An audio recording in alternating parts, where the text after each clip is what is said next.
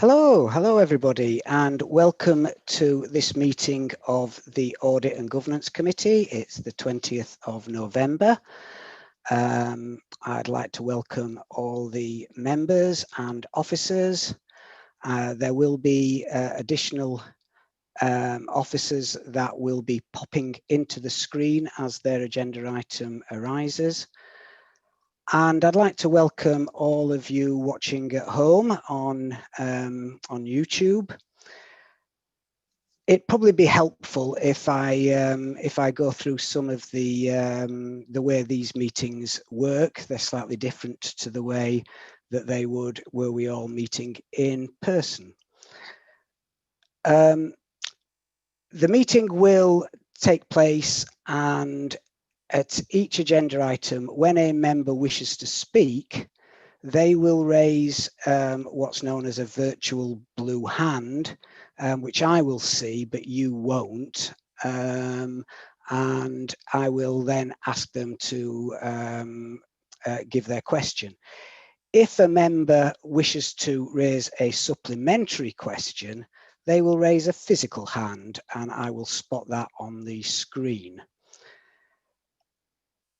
Because of the way that these meetings work, it will be helpful, I think, if we had a break after an hour or so, and that will be for around 10 minutes. And for viewers at home, a sort of holding screen will come up, but I will give details of when we will be recommencing. We should have no technical problems. If we do, we have an absolutely superb tech team working in the background, and they will be hopefully only coming onto the screen, or you will hear a disembodied voice if something's going particularly wrong, which we're not expecting, and hasn't happened up to now. If for some reason we have a power cut, or for some reason I lose connectivity, and the tech team aren't able to get me back, we will have to have the meeting then subsequently chaired by the vice chair. That would normally be Councillor Fisher, but I'm sure he won't mind me saying he's just having one or two problems with his eyesight at the moment, and he's struggling to see the screen.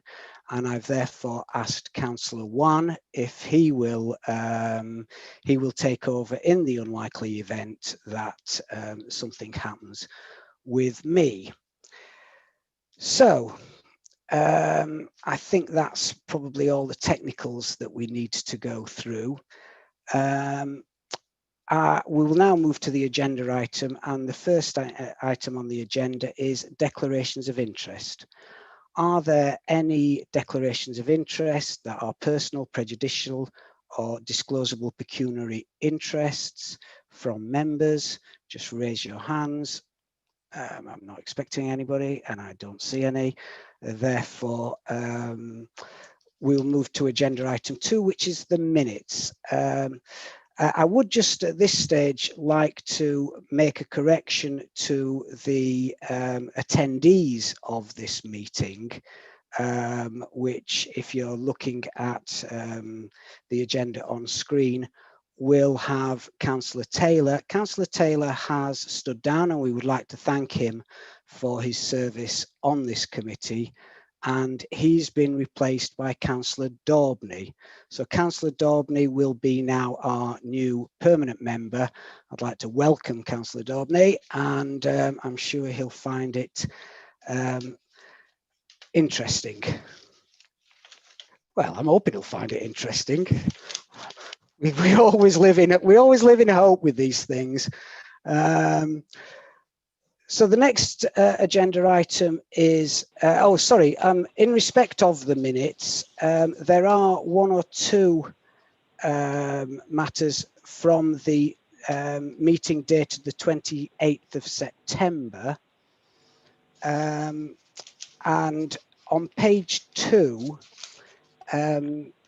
in respect of the public speakers, there was an item that said this item will be discussed at the November meeting of this committee.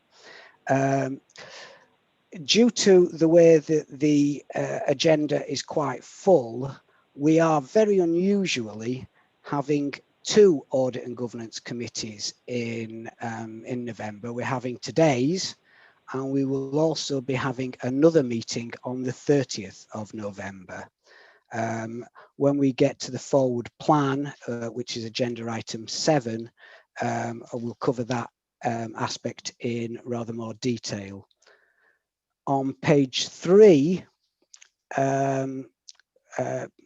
agenda item 14, which was the monitor 1 key corporate risks, we asked that that mitigation plans were in place and committed to review for the next meeting. I'd just like to ask, that's in respect of financial pressures, I'd just like to ask Debbie Mitchell, our statutory section 151 officer, has that been done? Thank you, Chair. Yes, we have. We've reviewed, following members' comments on KCR1, we have reviewed and increased the score, and we'll report that back to you the next time you see the key corporate risks, which I think will be February. In January, February, yeah, that's lovely. And in respect of changing demographics, KCR4, we stated that this would be also discussed at the November meeting of this committee. Well, that's not going to happen either at this meeting or at the meeting on the 30th, but it will be moved forward to an agenda item when we next look at key corporate risks, and we will cover those in agenda item 7.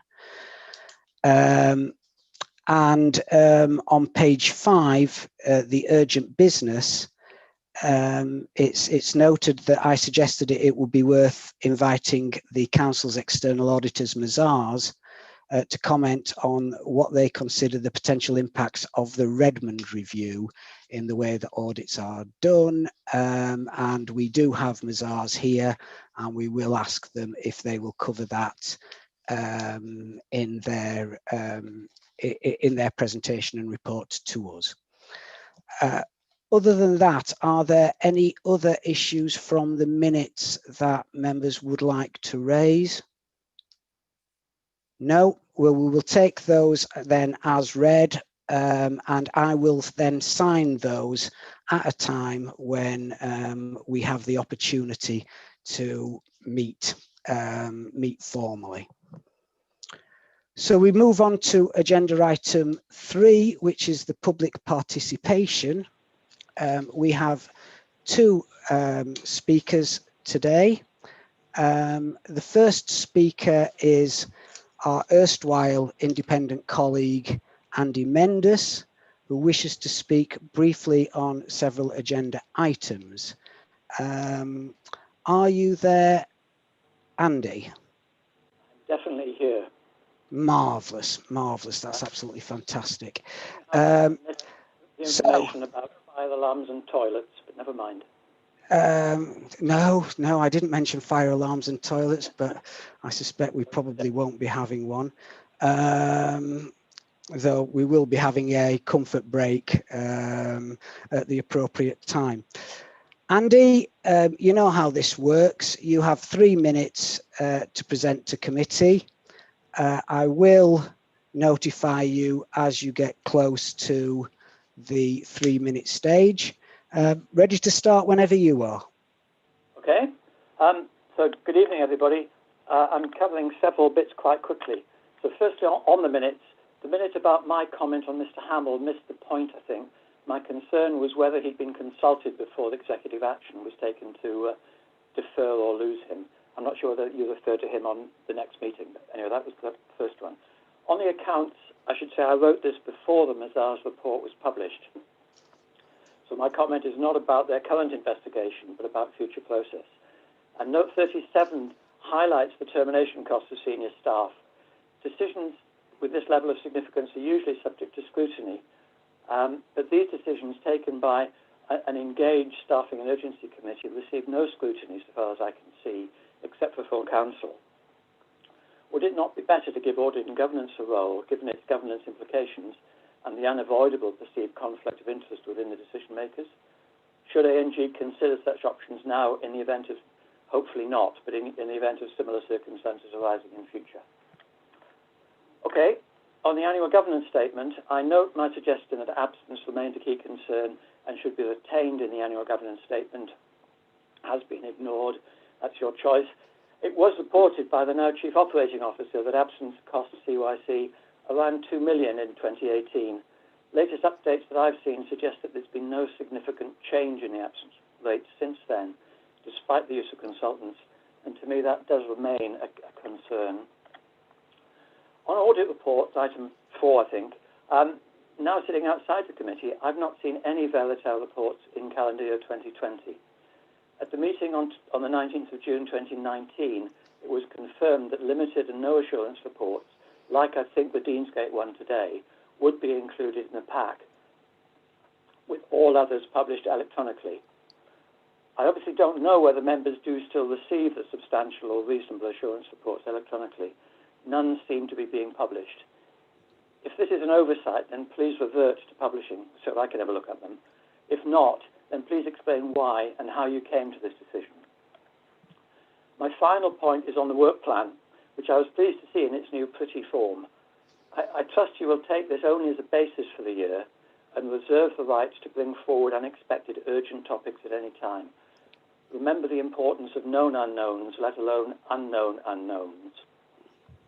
And on the work plan, I note that on the 6th of March 2019, it was agreed that HR would bring an annual report of non-disclosure agreements to the committee. I asked that this be added to the work plan on the 5th of February this year, but still don't see it on the forward plan. We also agreed that an update report on project management be brought forward to 30 seconds. At a future meeting. So unprecedented is one thing, but I do hope that members have not allowed this bizarre year to allow some of the key roles and responsibilities of audit and governance to be disappeared. I'll hope to see you next time. Thanks a lot. Thank you very much indeed, Andy. Some of the points you've raised will be covered in the agenda, but I do note the element relating to the non-disclosure agreements, and I will endeavour to ascertain when that's going to come to this committee. Thank you. Our second and final speaker is another stalwart of this committee. It's Gwen Swinburne, who wishes to speak on the audit report and related accounts and governance matters. Can you hear us, Gwen?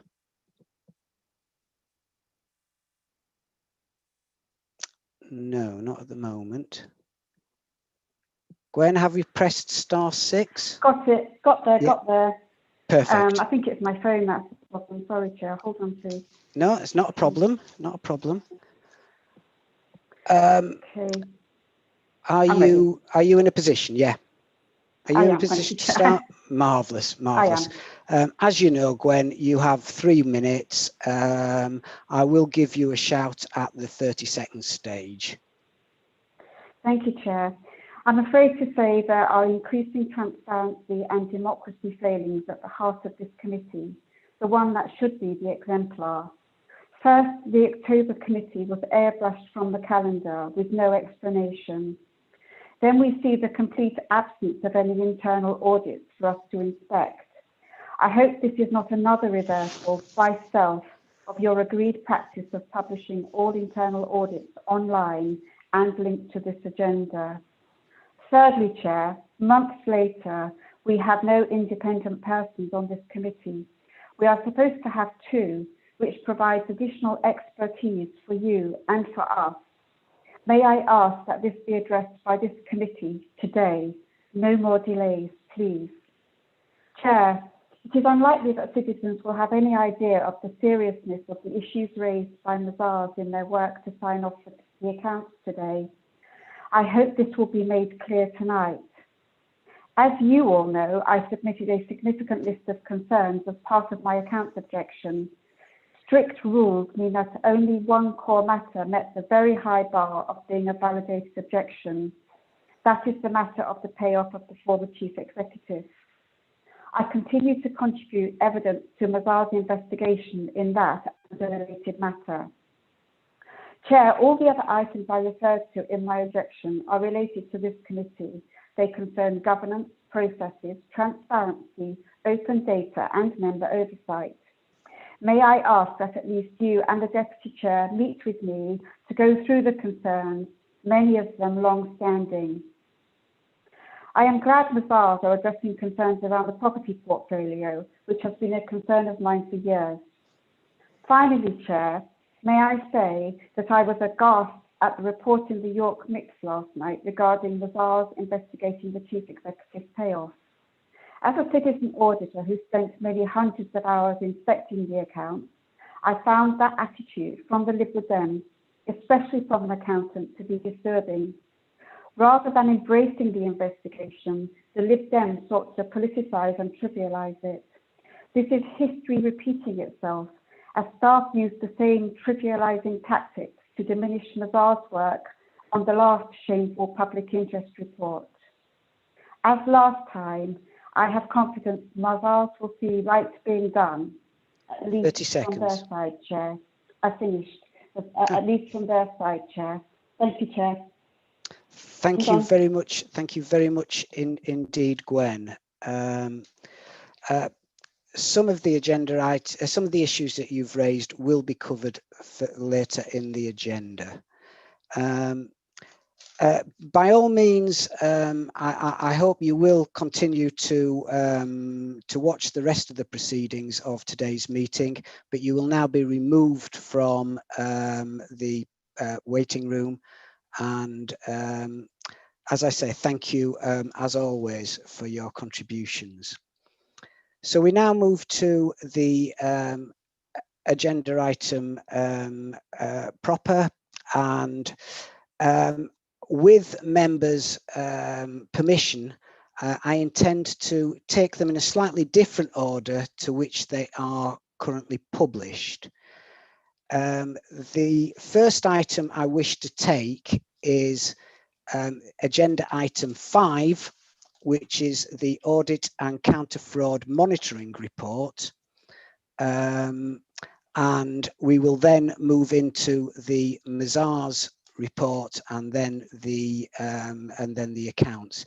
It struck me as being a far more streamlined way of doing it, and it allows Max and Richard from Verito to enjoy the rest of their evening. Not that I suspect that there's much that they're going to be able to do, because they'll be watching the rest of this meeting, won't you?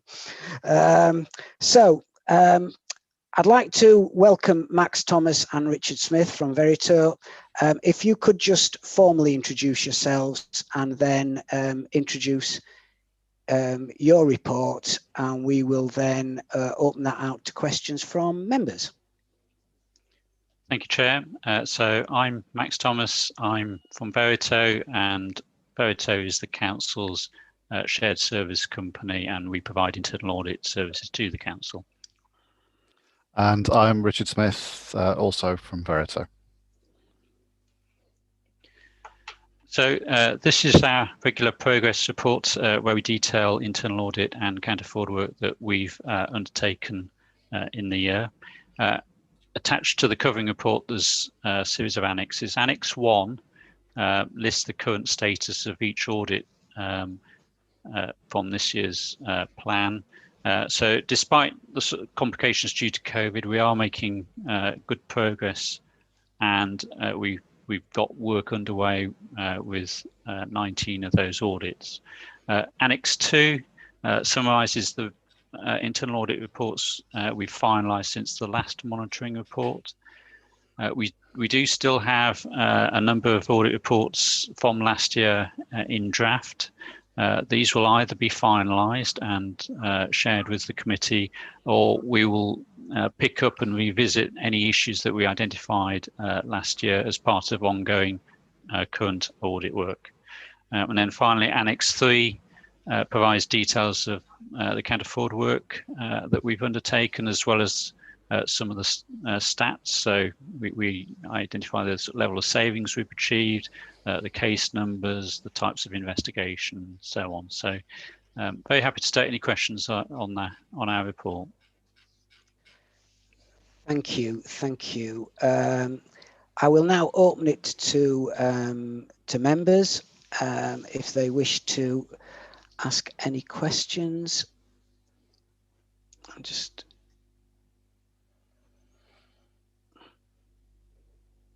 Right, Councillor Webb. Hi, thank you, Max. Thank you, Richard. A brief question from me, essentially regarding successful outcomes of investigations, which is great that we've got we've got some. We've got only 46% of cases so far have been successful. And I was just thinking, what's the target that you're aiming for in terms of percentage success? And it does seem quite low, that sort of percentage success rate. I was just wondering if you could explain the reasons for that. Okay, so the target is actually 30%. So in setting that target, we do recognise that cases can be referred to us. We can start investigating, and then for a number of reasons, there's no outcome, and that might simply be because we discover there's no actual fraud, or if there are issues, we are unable to obtain sufficient evidence to take a case forward. So the sort of level of success that we're achieving is above target. It's very much in line with what other council fraud teams would be achieving. So I don't think there's any concern really in terms of how the team is performing. I didn't have concerns in how you're performing. It was more just sort of how we're measuring it. But thank you. Thank you. Are there any other questions from members? Councillor Mason. I just wondered, with the COVID-19 fraud, obviously you've put the target of how much you've got so far back or you've saved. I just wondered, in terms of going forward, obviously there's been little periods where we had the tier 2 for 4 days and everything else. I just wondered how complicated you think it's going to be to work on that going forward. I think we did learn some lessons from the first tranche of sort of grant claims that were being paid. So again, like other local authority fraud teams, it was a very steep learning curve. So we had to identify what the types of fraud were and adapt our approach. So there have been lessons learned from that initial phase. So I think we're in a good place actually, so that we can, as future support is provided, we can support the council making sure that we prevent fraud actually occurring, rather than making payments and then trying to recover those payments if they've been made fraudulently. Is there anything that might progress further than just recovering money internally in terms of criminally, do you think? Certainly, if we identify evidence that there has been fraud, we will always consider whether it's appropriate to prosecute. In some of these cases, I think we do recognise that the process was done very quickly, and people were in some cases quite confused about what they could and couldn't claim. So I think we have to recognise that there was a certain degree of error, but there have been a few cases where it's clearly an attempt to commit fraud, and we are taking action in those cases. Thank you.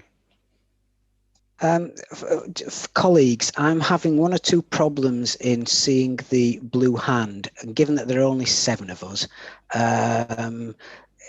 if you do have questions, it's probably easier if you just raise your hand, and that way I'll be able to spot it on the screen. Can I ask some questions that were raised by the public speakers?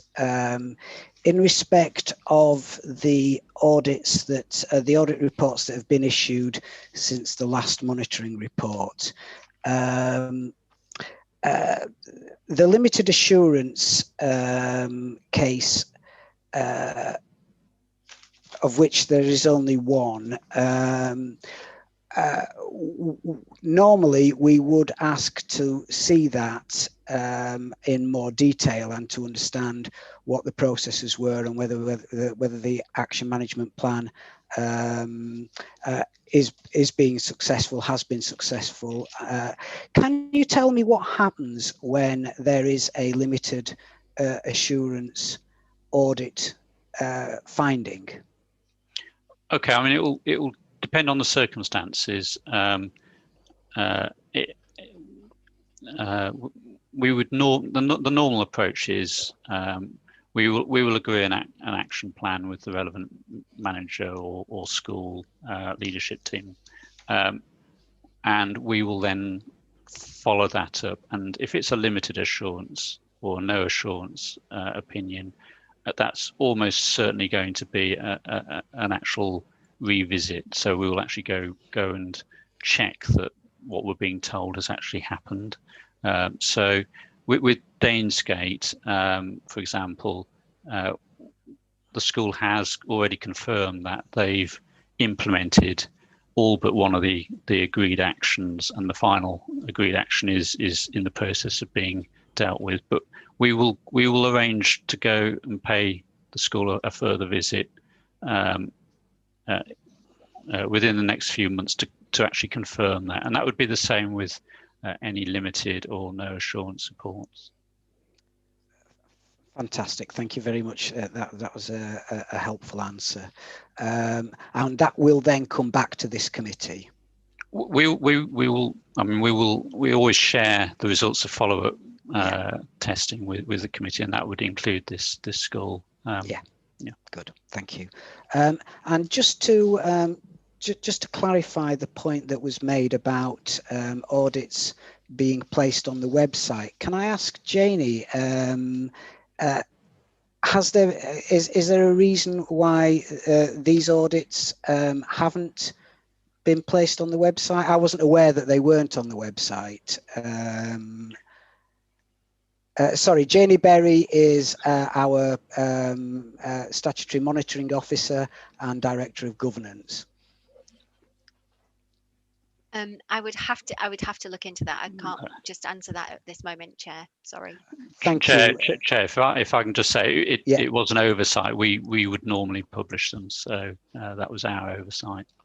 Can we therefore make sure that they are all published as soon as is practically possible? Yes, we can organise that. Practicably, possible. Thank you. Are there any additional questions from members? No. Well, thank you very much indeed, Max and Richard. We will see you again in the new year for a further update. So I'd like to thank you all for the work you've done and the team. It's been very difficult circumstances, I know, but the work seems to be continuing as well as you could have hoped, given the current circumstances that we're in. So thank you very much. And if you would pass that, the thanks of this committee on to the team, I'd be very grateful. Thank you, Chair. Thank you, Chair. Thank you. So we now move to agenda item, what was originally agenda item 6. And I do have to apologise that this was a supplement that was published on the website later than the main report, and that is the Mazars audit completion report. And I'd like to welcome Mark Kirkham. And Mark, if you could introduce yourself and your role and then if you'd like to introduce, and we have two Marks. I didn't realise the other Mark was here. So if you could introduce yourselves, gentlemen, and give your presentation, and then we will move on to members' questions. Yeah, thank you, Chair. I'll go first, and the other Mark can introduce himself in a little while. I'm Mark Kirkham, partner with Mazars. We carry out the external audit of the City of York Council's accounts. So the paper in the agenda papers of the meeting is our audit completion report. But as you pointed out in your introduction, Chair, you flagged up the fact that the Redmond report has been published since we last met, and your accounts were discussed in July. So Tony Redmond published his report on the 8th of September. And remember, he was asked to carry out an independent review of the effectiveness of local audit, but also the transparency of local authority financial reporting. Then he made a series of recommendations to improve both the audit side of things, which was what you highlighted in your introduction, but also the financial reporting side of things too.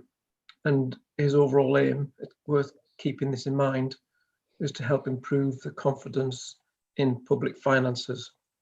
So in his report, which will require implementation, potentially legislation introduced by the government, he makes detailed proposals for a new organisation to oversee and regulate local audit. So the reference in his report is to what he calls an Office of Local Audit and Regulation, which will of course have an easy acronym.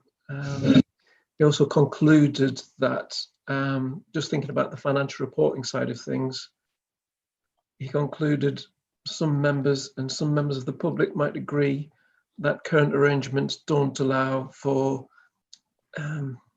easily understandable accounts prepared by local authorities, and his report explored options for improving transparency in financial reporting, but also in explaining to the public what local authorities do. So if his recommendations are adopted, authorities are likely to be required to produce a new standardized statement of service information and costs. There'll probably be some comparison to the annual budget, which will hopefully make a more meaningful financial reporting outcome for council taxpayers. There's no suggestion that local authorities will stop preparing accounts that need to comply with international financial reporting standards. So it looks like that will be an additional report to go alongside the local authority accounts that are prepared and which are on your agenda for discussion later on. Redmond also talked about the relationship between audit committees and council, and he made recommendations there. And he also made some points about the sustainability of local audit at a time when the staffing of those audits and the fee regime is proving a difficult situation, with the need to address some key factors in there. So it's quite a broad report. As I say, it will require a response by government to put recommendations into action. I can't tell members of the committee when that might be. It's highly likely that the government is distracted by one or two of the things at the moment that everyone will be aware of. So if it's all right with you, Chair, I'll move on to talk about the audit completion report. Thank you. And this is a report which sets out the conclusions before we give an opinion and a value for money conclusion. There are responsibilities as the City Council's external auditors. The first one involves forming and expressing a view on the numbers that you include in your financial report. And our second duty is to carry out sufficient work to form a value for money conclusion, which is the second part of our audit report. So the audit completion report sets out the work that we've done in order to get into our project completion mode, and the executive summary is quite interesting. It includes a couple of unusual matters. There's also a part of that report that includes a list of work that's outstanding, and Mark Outside will update members of the committee on where we are in relation to those outstanding audit procedures. But if I can just keep your focus on the executive summary at the moment, as I say, there's a couple of unusual features, and the first one is sectoral in nature. It doesn't really single the City of York Council out as being exceptional, but as a consequence of the pandemic, there is a widespread need for external auditors to reflect in their audit reports the notes that local authorities have included in their accounts in connection with the uncertainty surrounding property values as a result of the pandemic. And there's also the need for auditors to consider a similar note that the auditors of pension funds have included in their accounts up and down the country. And effectively, the valuation uncertainty has meant that because there's more uncertainty than previously, we need to refer to that concept in our audit report. But as I say, that's not an unusual feature. York isn't being singled out. This is going to be a common sector feature in the 1920 accounts. There is an unusual feature that we refer to in the executive summary, and that is the key reason why we won't be concluding this audit soon, and that's because we haven't completed the work that we need to carry out in connection with the severance payments that are set out in Note 37 to the council's accounts. So we've started our inquiries. Officers have been very helpful in providing us with some initial responses. Unfortunately, there'll be a need to follow up those responses, and I can't say when we'll be able to conclude the audit because some of the information involves quite a deep analysis of the various strands of evidence that officers have provided us with. So that's the reason why we won't be signing off the accounts of the City Council and giving an audit opinion in the near future. As I said, there are some additional procedures that members would benefit from being updated, and that's where Mark Outside comes in. So hopefully Mark is still in the meeting. Yes. He can step in now. Thank you, Mark. As Mark's already alluded to, I'm Mark Outside, the Engagement Manager, and I'll take you through the rest of the report. So page 7 of the executive summary provides an update on the status of our work. And as you will see, we're still waiting for some assurance from the pension fund auditors, which informs our work on the pension liability. We're also considering responses and evidence regarding exit packages as part of our opinion audit work. And we've been working with management to gain some assurance over the heritage assets valuations, which you'll see have increased significantly since 1819.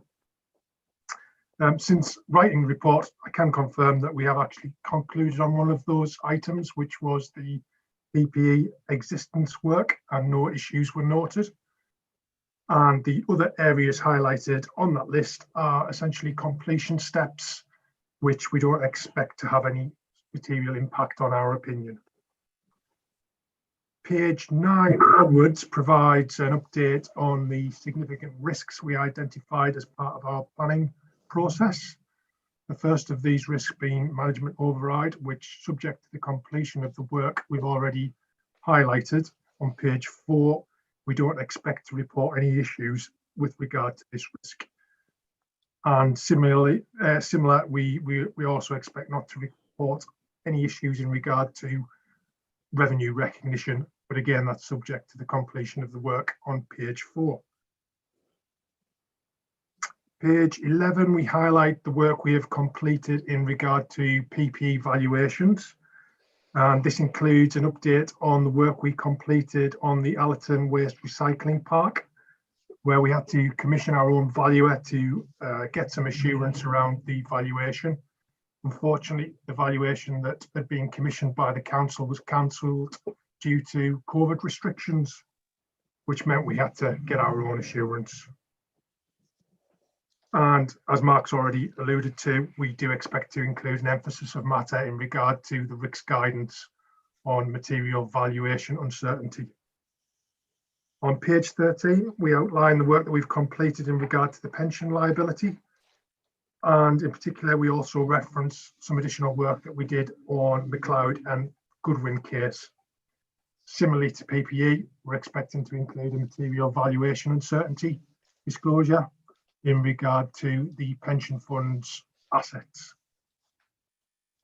Page 14 provides a list of the significant areas that we've discussed with management over the year, in particular those being the valuation of Allerton Waste Recycling Plant, discussions around exit packages, the valuation of heritage assets, the impact of COVID, both in terms of valuations and going concern, and also the potential impact of McLeod and Goodwin on the pension liability. Page 15, we highlight, as Mark's already mentioned, the potential delay to the audit certificate, which is dependent on the satisfactory conclusion of the procedures outlined on page 4. And on page 17, we highlight our control recommendations. The first being that the council bolsters its arrangements to review, challenge and document the output from valuers. It's worth saying that this is probably in common with a lot of our clients, and it's a symptom of the regulatory environment that we're in around valuations of land and buildings. And the other recommendation is that the council make sure it publishes the results of its independent remuneration panel's review. Page 18 confirms that we have provided an update on control weaknesses we reported last year and that there has been no issues. Page 19 provides an update on the findings of our audit. Currently, we have no unadjusted or adjusted misstatements to report. We have listed a few disclosure amendments, however, none of them are particularly of concern to us and they are purely disclosure in nature. And we will provide those charged with governance with an update once we've completed our work highlighted on page 4. Page 20 onwards provides an update to our value for money conclusion work. We outline our consideration of the council's arrangements against the BFM criteria of informed decision making, sustainable resource deployment and working with partners. The headlines from this work are that there's no significant issues to report. However, we cannot conclude until we've completed our opinion work. In regard to informed decisions, this is linked to the work outlined on page 4. For sustainable resource deployment, we have commented in common with other clients that there are challenges facing the council's medium-term financial plan, and that's obviously down to the unknowns around COVID. In regard to working with partners, we've highlighted and reflected on the emerging devolution issues that are prevalent at the moment. And on page 23, we have set out our response to the VFM risk, which was highlighted in our audit plan, that being financial resilience. And again, we've got no matters to report in this regard. Page 24 onwards includes our draft management rep letter and our proposed opinion, noting that there are 2 emphasis of matter paragraphs included. And page 30 confirms our independence from the council. Thank you, and we don't have any other issues to raise. Happy to take any questions on the report. Thank you, Mark. Just for clarity, because given the world we're in, PPE means different things to different people. You just want to clarify what PPE actually stands for as far as the audit's concerned? Sorry, in audit world, it means property, plant and equipment. Yeah, not face masks and Certainly surgical wipes. No. Thank you. That was incredibly helpful. I will now open this up to member questions. Was there anything that was not clear, or do you have any additional questions? Councillor Mason.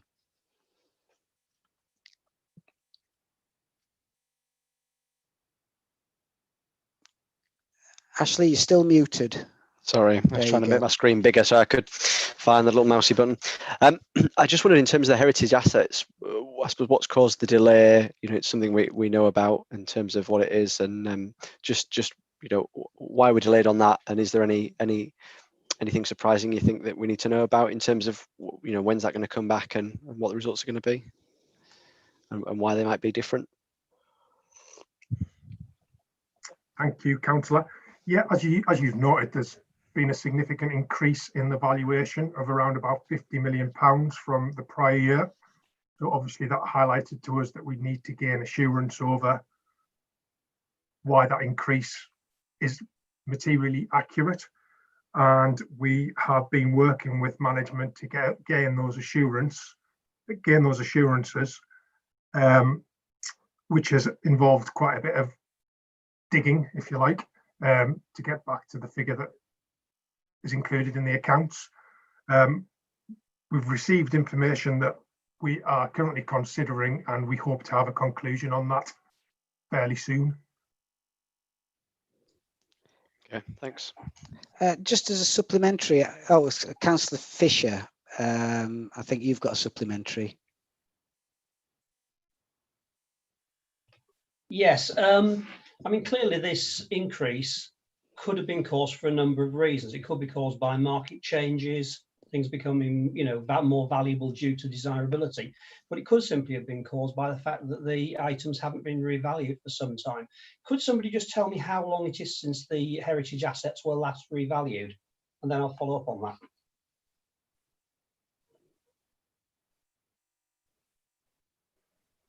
Yeah, is that an officer question? I think it might be an officer question. Yeah. Debbie? Yeah, I'm just going to ask if Emma can come in at that point, actually, if Emma's got that information. I haven't got that level of detail.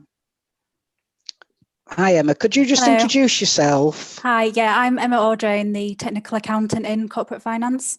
Yeah, so in terms of heritage assets, it was 8 years ago that the last valuation was carried out, and that was by York Museum Trust. Right. Okay. I mean, obviously, in some ways, heritage assets are a fixed amount. We're not probably going to sell many of them. We're not going to actually buy any more, because generally we don't.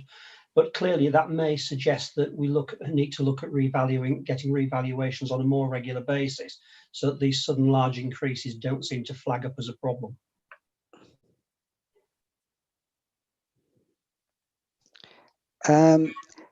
Yeah, I mean, just on that topic, and I just wonder if Emma or one of the other officers could clarify.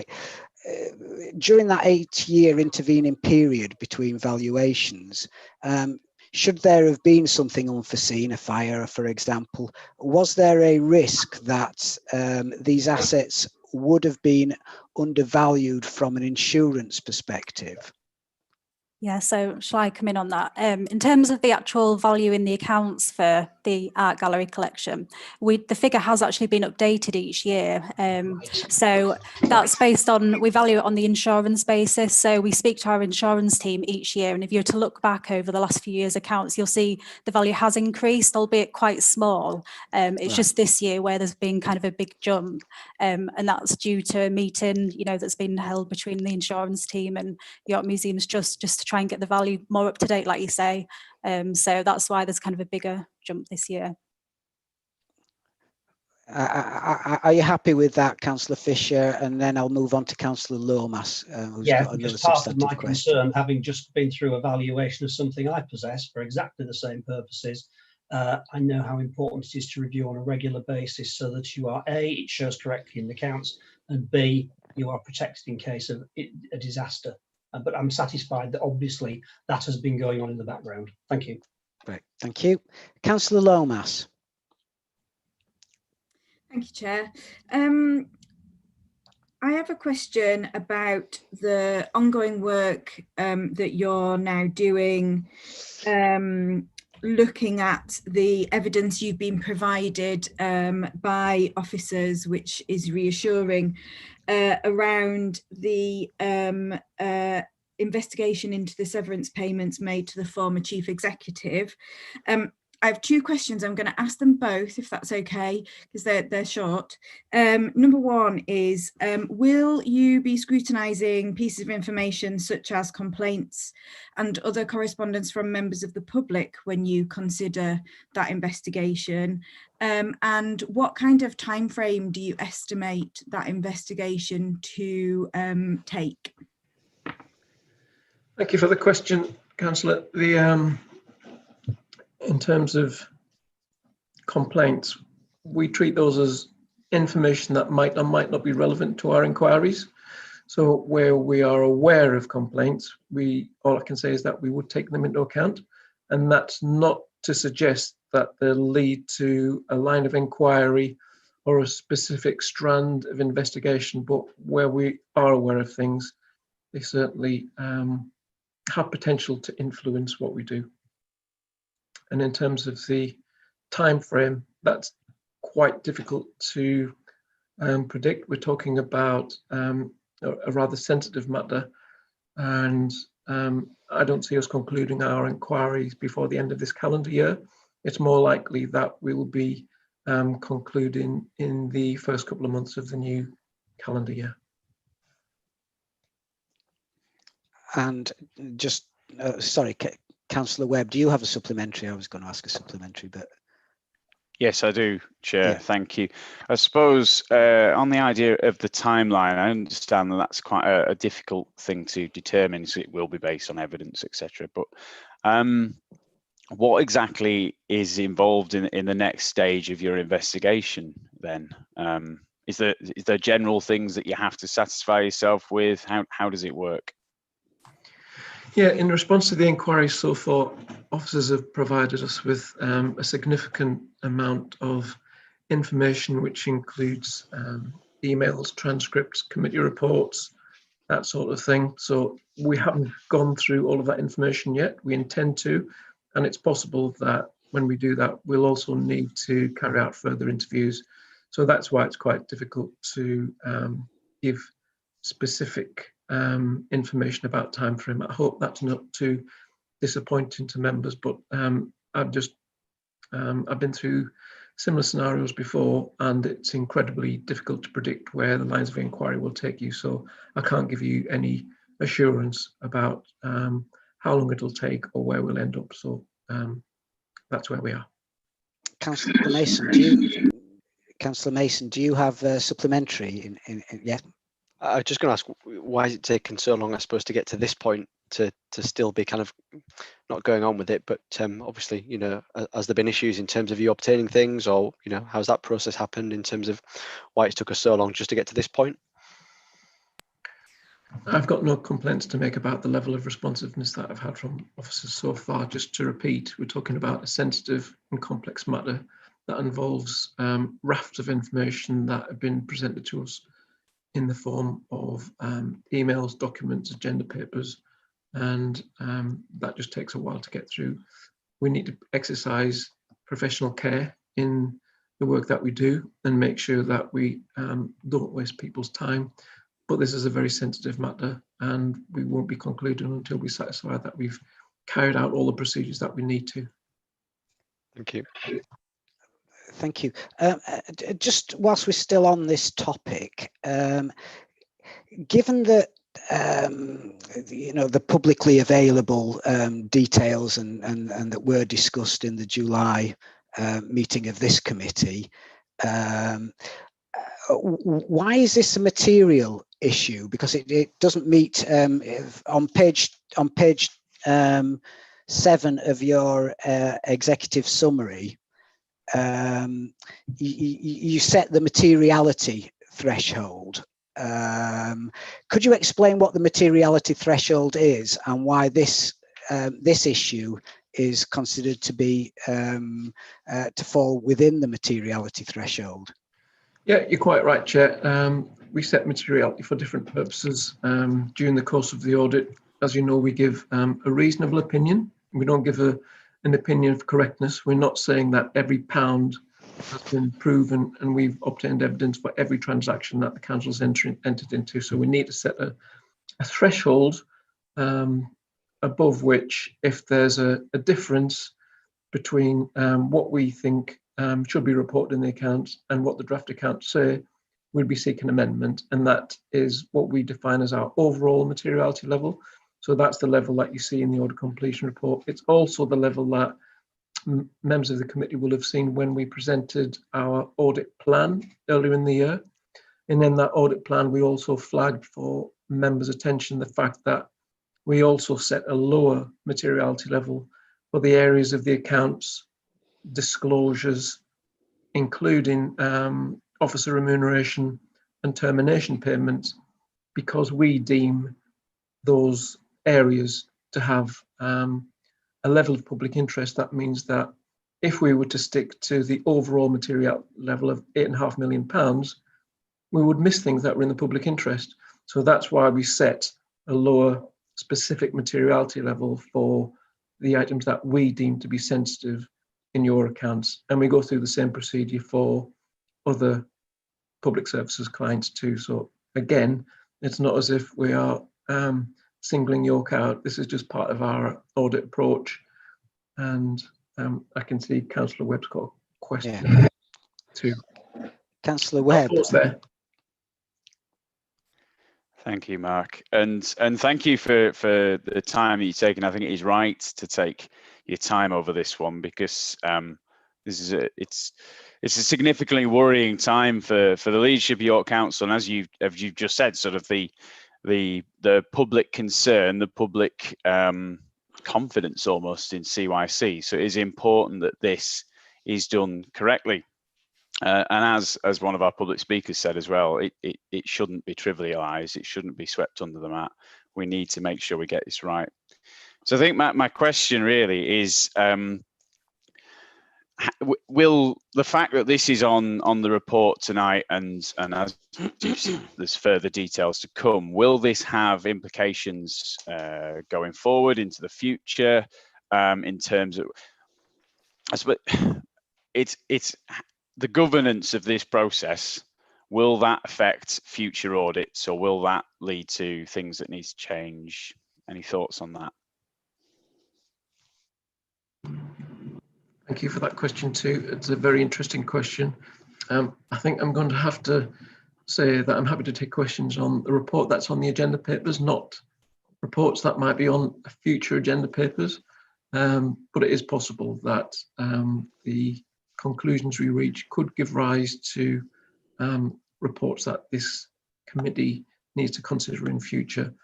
I think that might have been the thrust of your question, Councillor Webb. Apologies if I've got that wrong. Yeah, Councillor Webb. No, that is really helpful. Maybe if I refocus the question, I suppose Councillor Pavlovic mentioned the level of materiality and how that's significantly reduced for public interest matters. I suppose my concern is why is this of public interest, so to speak? Is this a regulatory thing? Is this probity?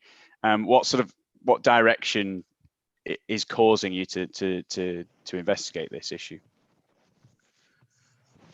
Thank you for the follow-up.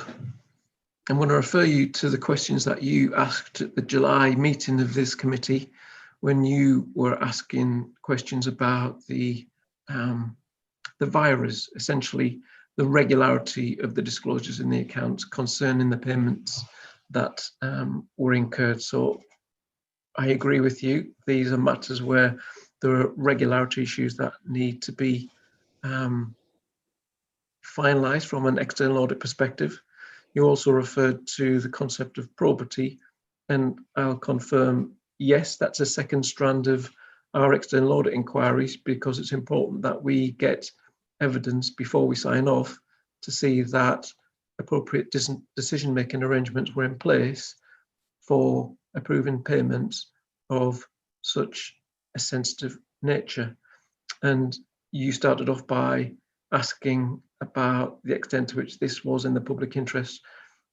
I think there have been reports in the press most months during the course of this year about this particular topic. So I think that answers the question.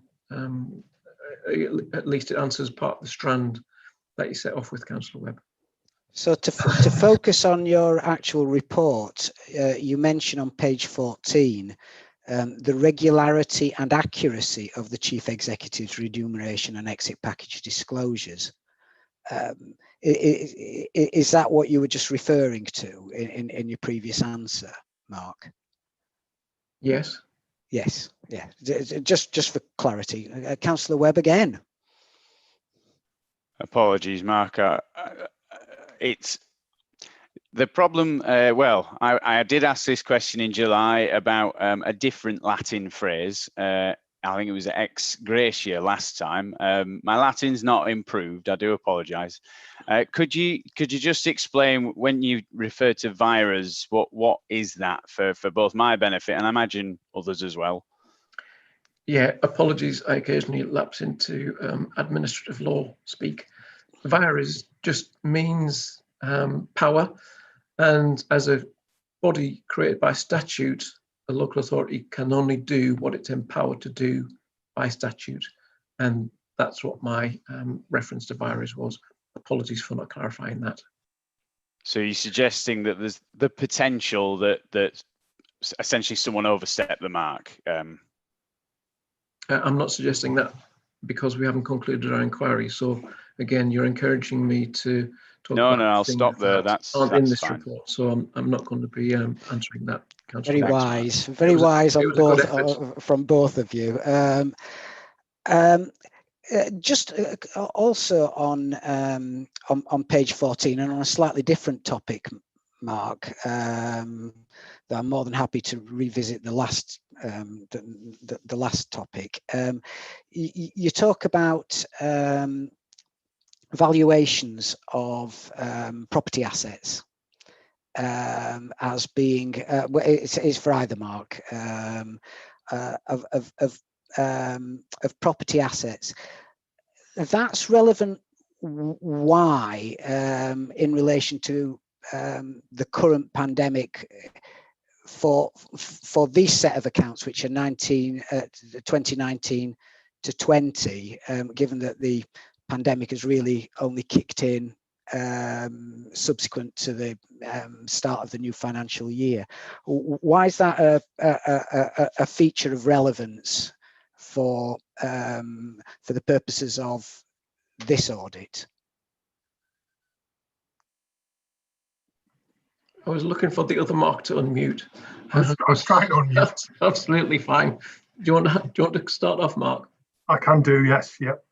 So in terms of the valuation of land and buildings, RICS, the Royal Institute of Chartered Surveyors, issued a warning that it was a bit of an unknown in terms of what the impact of COVID could be. And depending on the valuation basis that your assets are valued upon, the impact of COVID is currently unknown. And although it did only take, it happened in the last few weeks of March, your valuation as at the 31st of March could be predicated by future events. Yeah, right. That's what they're being warned about. So if, for example, if you had an asset that was valued on rental income, and you say my asset is worth £1 million because I know I'll get this much rent every year, you might not get that now. So that's why it's being factored in, and it's just a bit of a caveat. Yeah. No one understood the value at that time, or the impact on the value at that time. Yeah. Yeah. No, that's super helpful answer. Did you want to add anything to that, Mark? Or no, just the point about there have been significant fluctuations, particularly in property assets. I think it did start as the virus was encroaching. I think there were fluctuations in valuations that were happening before the end of the financial year anyway. So yeah, I'm happy with Mark's answer. It was really good. Yeah, I thought so too. Are there any additional questions for the external auditors? In which case, I would like to thank you so much for that. Clearly, this is a difficult scenario that we're in. You've highlighted the sensitivity of it. As chair, I feel that you're absolutely right to take this investigation wherever it goes, and to take the time that it takes. We are going to discuss future meetings in agenda item 7 when we look at the forward plan, and I had the opportunity to have a preliminary discussion with you, and I feel that whatever your conclusions are, that they warrant a meeting of themselves, if that makes sense, and rather than tacking on to the end of another meeting. So we have penciled an additional meeting that's not mentioned in the calendar in March 2021. Do you feel that you may be in a position, and I think you sort of alluded to the first couple of months of 2021 for you completing your report, that you will be in a position to bring something to this committee in March of 21?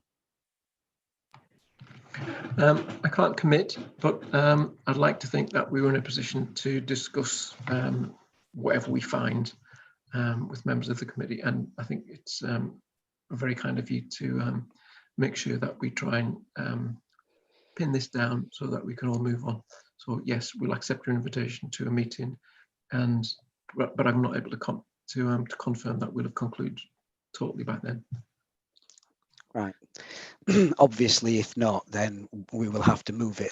We'll vacate that date and move it to a date at which that is possible, even if that means that we have to have 2 meetings in a month. But I think all members would confirm and agree that the issues that have been raised are of such significance that they do warrant further discussion and analysis of whatever conclusions you come to. Thank you very much. Well,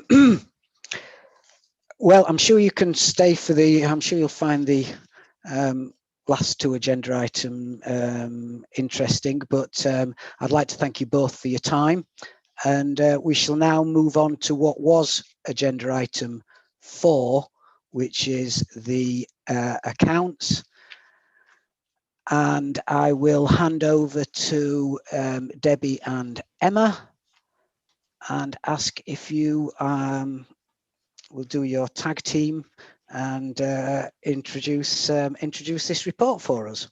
Yes, will do. Thank you.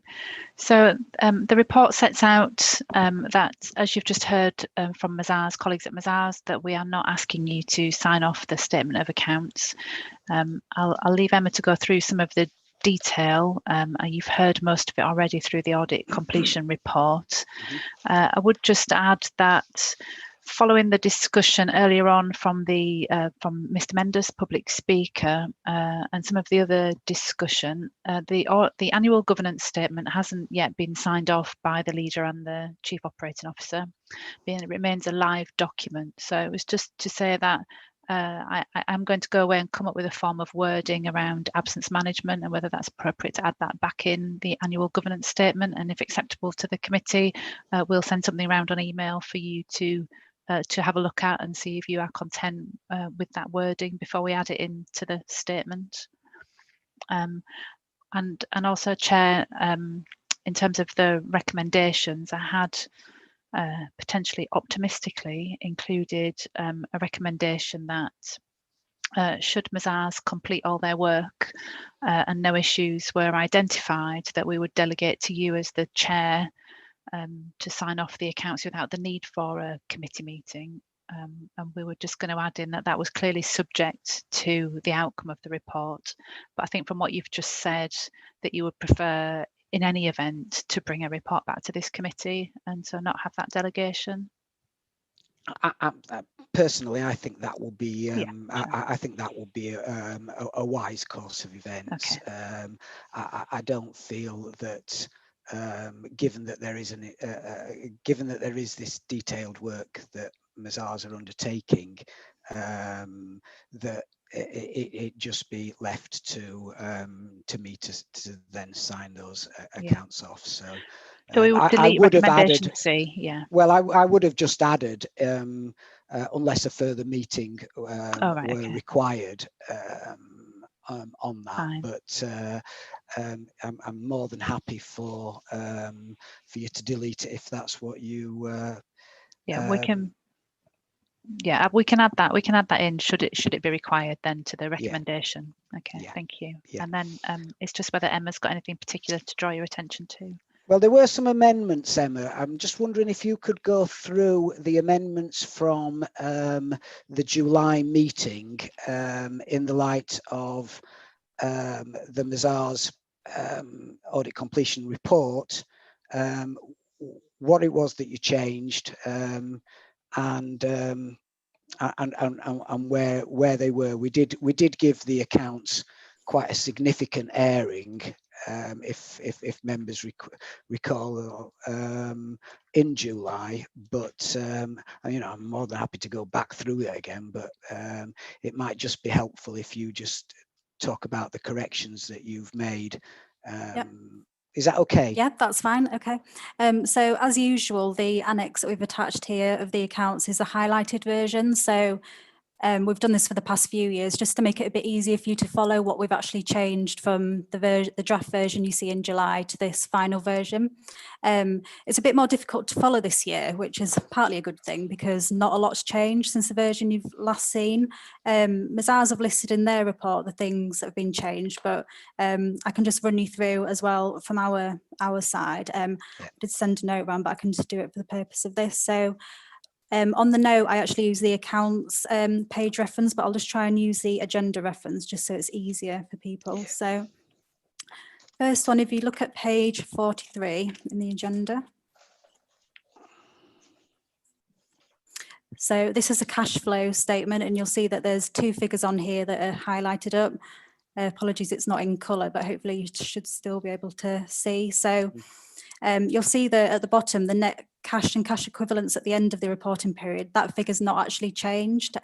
So it's just a presentational thing to do with an NDR creditor and whether it was in the financing activities or note 27. So it was something that we discussed with Audit as part of their process, and we sort of agreed that it was on, like it should be on a different line. So notes 27 and 29 is where you'll also see it highlighted up. So that's on page 99 and page 100. Yeah. So again, on this those is why notes, I think, by the way, this is why I think it's useful for you very kindly sent us through a list of the changes, and I do wonder whether it would be possible. Sorry, just whilst it's fresh in my mind, whether we could contain those amendments in on the website somewhere. Yeah, I mean, in future meetings, if Debbie's okay, that we could sort of do it as an annex, just to kind of, like, obviously we do show you what's changed, but we can just sort of point people in the right direction by giving sort of page reference numbers. Because unless you're ploughing through this page by page, and given that we've got black and white copies, it's tricky to find where you've actually highlighted things. Yeah, no, I appreciate that. So page 99 and 100 is where you can see that figure where it's changed in notes 27 and 29 as well. Yeah.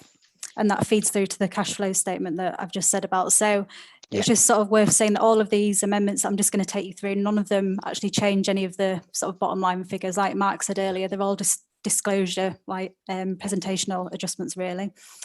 So the next one is on agenda page 93.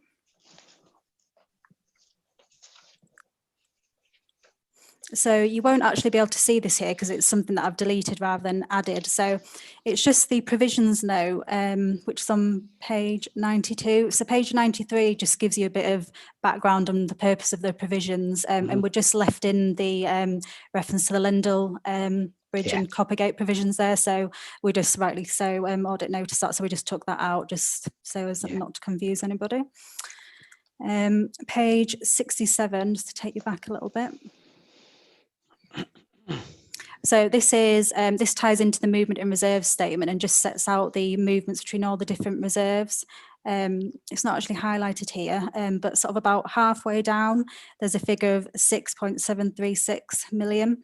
And that's an adjustment where we just had it on the line below. So it was something where when this note was being produced from the working paper, it was just pulled across onto the line that said prior year reversal rather than current year. So that was just, again, another minor presentational change.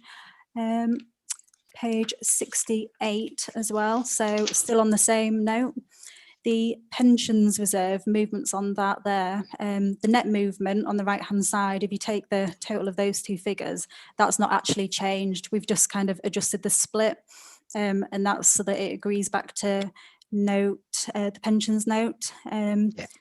So yeah, if you actually cross-reference to that, you'll be able to see those numbers now. It was the same number, just how that note was pulled together was slightly different from the journals on the system.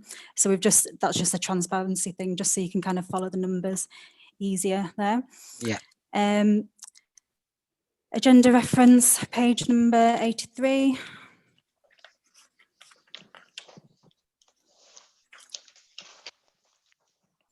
So again, this was just to add in the year 2018-19, just to make it obvious that that's when IFRS 9 was brought in. It's probably something that only accountants and auditors would notice or care about, but it was just to clarify that's the year that this accounting standard came in, not this year.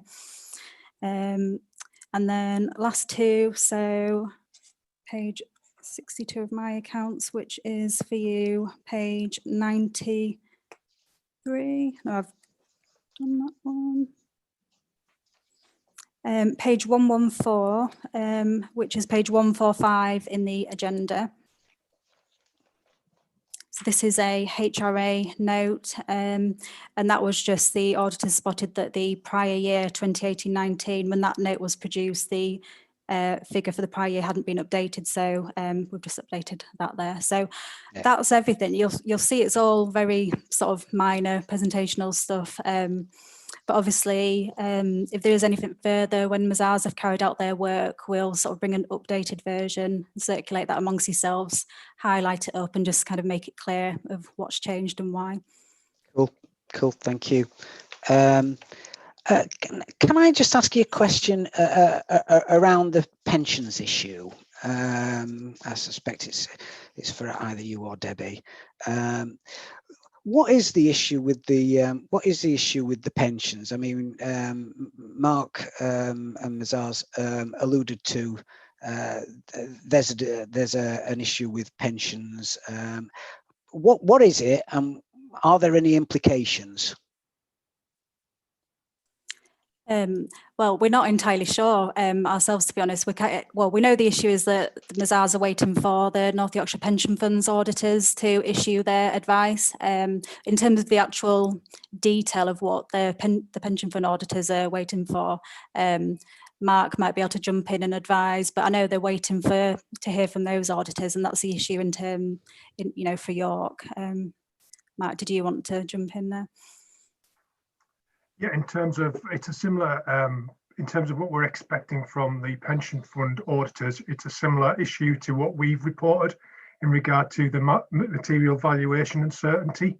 So we are expecting the pension fund auditors to have a similar issue around being able to value the pension fund assets for exactly the same reason.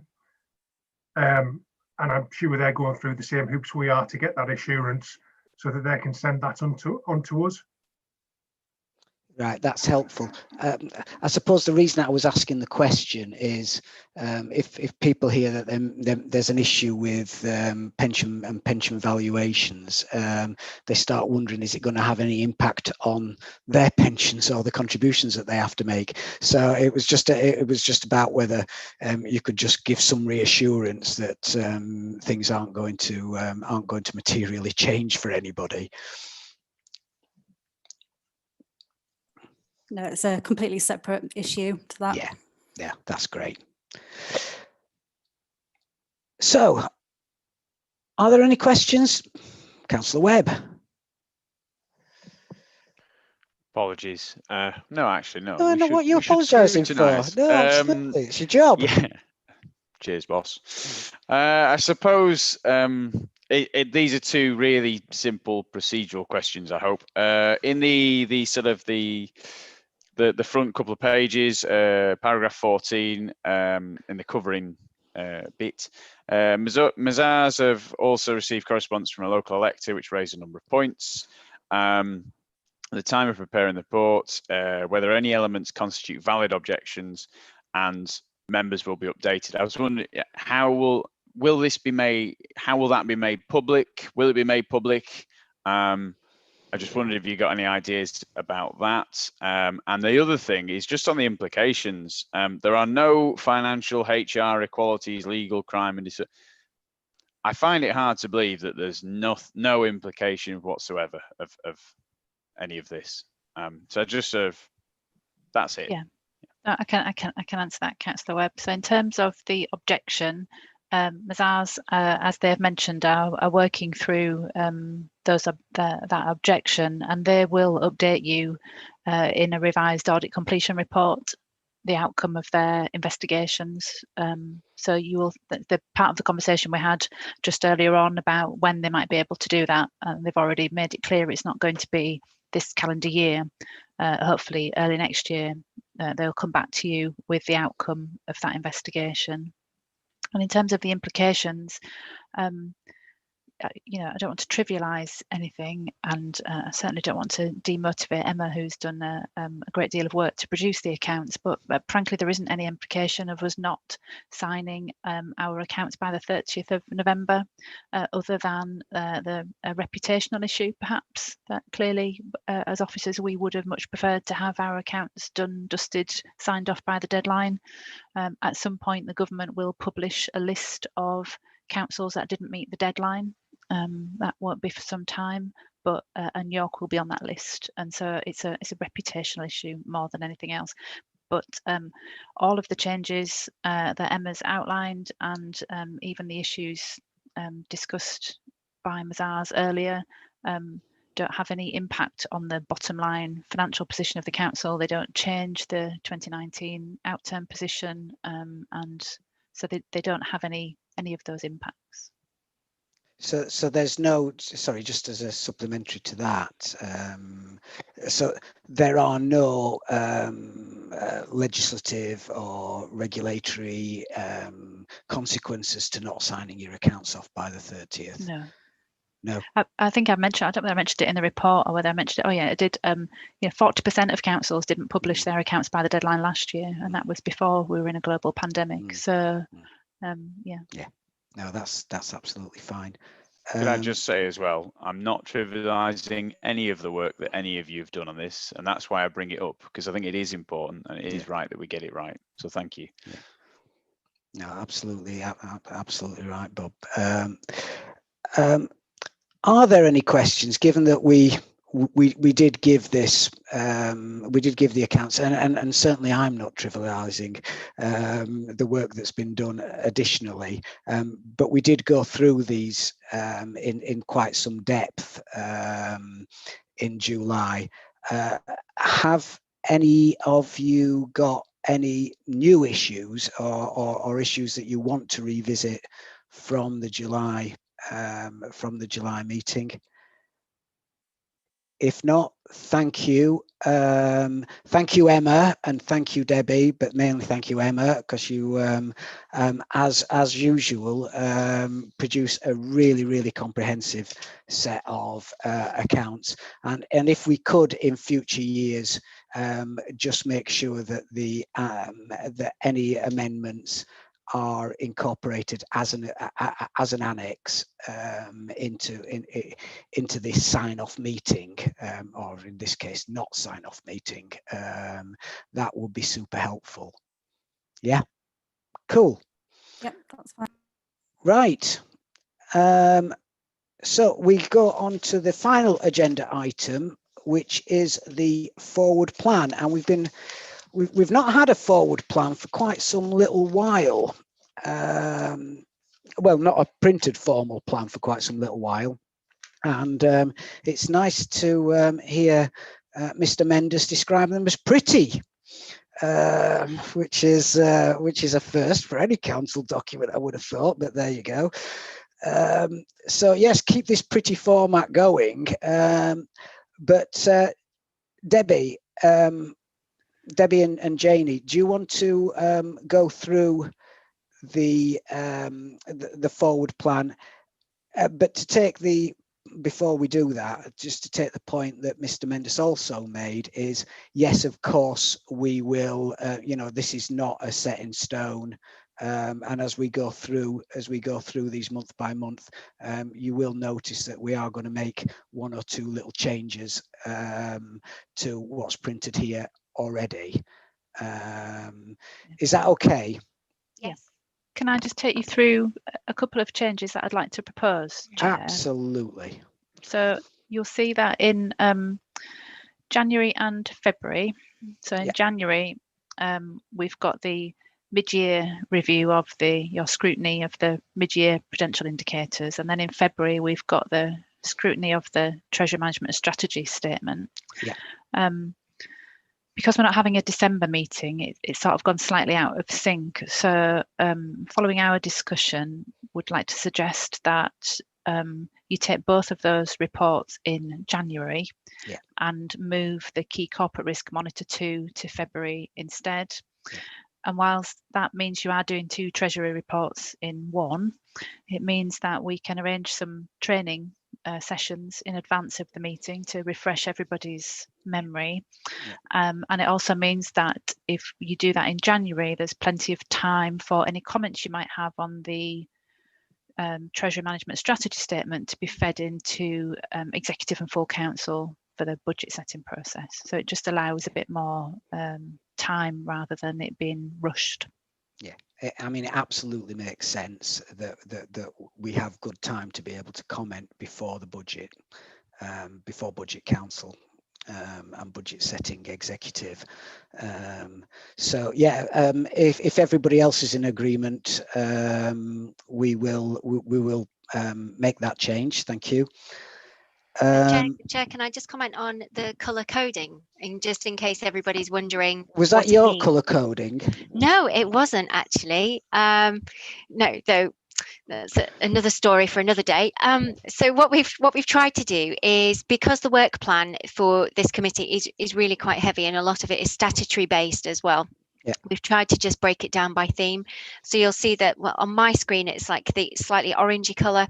That's issues relating to governance. And then we've got a bright red on my screen, but that is risk, blue external audit, and green finance. So at a glance, you can see the different types of themes which will be covered in each meeting. Now, a lot of the meetings will have some statutory work attached to them, or some essential work like the Constitution, for example, information governance at the next meeting. So I think it's where to just take on board the comments from Mr. Mendes as well. Where we're aware of issues that need to be brought to a committee, they will be added onto this work plan alongside these other items that we do need to. Some of these items are time limited as well. So we just need to perhaps move dates of meetings within a month or something like that if they're published, just to make sure that we hit the right deadlines and that all the information is as live and as relevant as it can be for the date that you're required to make a decision. So that is the reason as to why for this committee, unlike others, it's colour coded. It's so you can see at a glance the different themes that we'll be addressing in the meetings. I wasn't aware of that, but I just like the colours. So thank you. If people want to change the colours, please feel free. We can change these, but yeah, there is method in madness. So we're going to draw this to a close, because I'm suggesting that we only go up as far as the end of the financial year and annual council, because we've got no idea what the committee structure is going to look like beyond that. Or the committee membership is going to look like. So are there any other changes, Debbie, that you want to make to this? No, not at this stage, Chair. We've set it out for quite a long time period to show you what a quote unquote normal year would look like, so you can see the sort of things. But and the next time we get the Veritao reporting to us, we would like to see in more detail the completed audits and the reports relevant to those. I've accepted it this time, and I see from the report from the papers for next week's meeting that you are covering all the elements of information governance that we've asked for, even though it doesn't actually mention those in this forward plan. So thank you very much for doing that. Yeah, there's quite a lot of information that we're bringing on information governance, because obviously due to the pandemic over the summer, there's been quite a lot of information collected and that we need to share with you. So the scope of this on this work plan will always be kind of a high level overview for you all, so that you have an idea of it, rather than just say information governance and leave it at that. We've just tried to give you a sort of a brief idea in the scope section on this, so it won't be, it will be as detailed as we can possibly be, but information governance is quite detailed. And obviously we are looking at the York Central Risk Register as well at the next meeting on the 30th. So as far as I'm aware, it's just those 2 items at the moment. Okay, and Mark from Mazars has also just stated that external audit timings and participants need updating at some point. So if you could factor that in for when we get this back at our next meeting. Is that okay? We'll do that. We essentially had just put a slot on every meeting for external audit, so that they had it depending on what was going on at the time. So we'll pick that up. Yeah, and the March meeting we are putting in, we're penciling in for a Mazars meeting. Yes, we are. Now that you've raised it in the meeting, there's enough time for us to add it to the work programme. So, cool. Yes. Cool. Are there any questions? Two. Councillors Mason and then Webb, and then Councillor Mason. Thanks. I'm not sure if it's a work plan related or not, but obviously Mr. Mendes keeps popping up in terms of giving us an independent input, and one of our other speakers mentioned it, and it might be something I've missed from another meeting, but is there a plan to take on any more independent members properly? It's part of the constitution review, but I'm sure Janie will clarify that. It is part of the review. There are independent persons also needed for another committee as well. So just working with democratic services, but we've just been a little bit full on delivering other meetings at the moment. So we are definitely looking at it. And obviously with the Redmond review, having co-opted persons on does help us. So the Redmond review around independent persons coming onto an audit committee indicates that they need necessary qualifications, etc., in order to give the full amount of benefits. So with those kind of indications that in mind on the Redmond review, going to sort of liaise with Debbie around drawing up probably a slightly different skill set that we need to make sure that we can future-proof ourselves for compliance with Redmond review where possible. So it is on the to-do list. Yes, it's not forgotten about. Thanks. Yeah. Now, I'm very remiss of me. I did say we would factor in a break. So I'm just going to ask Councillor Webb to ask his last question, and then we will call it a day if that's okay. Councillor Webb. Thank you, Chair. It was exactly the same as Councillor Mason's. Good, right. Just a plea, if we are putting an extra meeting in March, please can we get as much notice as possible of when it's going to be? But anyway, thank you very much. Yeah, that may be dependent on where we are with Mazars. Of course, but yes, we will do our very best. Right. I've not been made aware of any urgent items. Some of us need a cup of tea and a visit to the loo. So I would say thank you very much for your attendance. Thank you to the officers. Thank you to all the technology staff. And we shall see you in just over 7 days. Take care.